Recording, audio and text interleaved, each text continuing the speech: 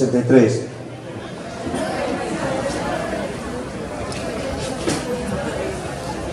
Resultados de 400 femenino, primera serie.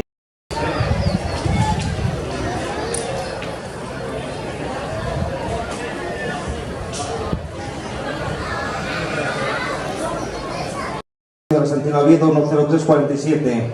Tercera serie, primera Salomé Alonso Quirós, Universidad de Oviedo 10035.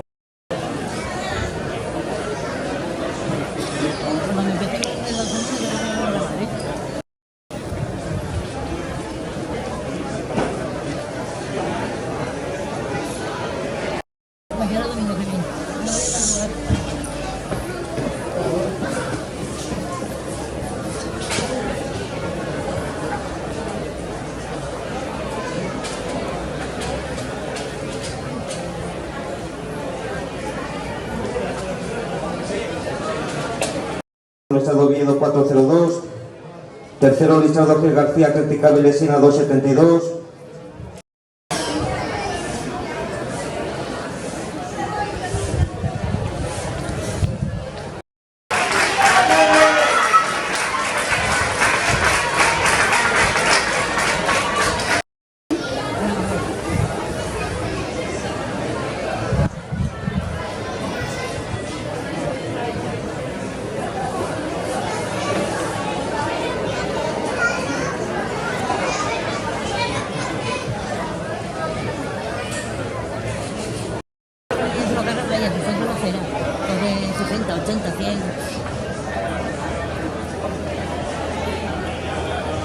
Los voy a correr vallas.